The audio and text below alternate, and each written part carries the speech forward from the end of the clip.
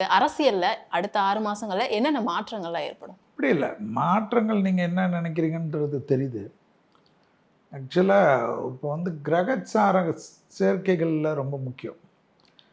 அதாவது என்னை பொறுத்தவரைக்கும் 14/10 வரைக்கும் நெறைய குழப்பங்கள் காணப்படும்.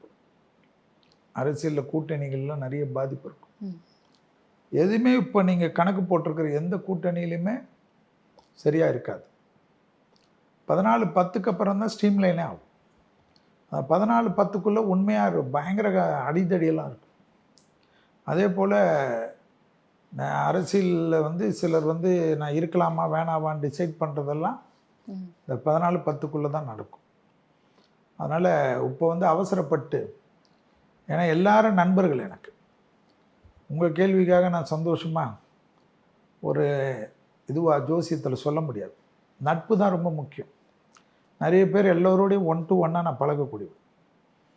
14/10க்கு மேலே தான் ஜோதிடத்தில் என் நண்பர் ஜோதிடர்களுக்கும் நான் சொல்கிறது. இப்போ வந்து டிஎம்கே ஆளுடைய கட்சி அதிகமாக அவங்களுக்கு வந்து எதிர்விளைகள் இருக்கும். அனைத்து இந்த அண்ணா திமுக கூட இப்போ கூட்டணி பெருசாக வரும். ஸோ அவங்க தோப்பாங்க, இவங்க ஜெயிப்பாங்கெல்லாம் கணக்கு கிடையாது. 14/10க்கு மேலே கால்குலேஷன் போடுறது தான் ஜோதிடத்தில் அழகாக இருக்கும். ஏன்னா சனியும் சூரியனும் பார்க்கக்கூடிய காலகட்டம் இருக்குது.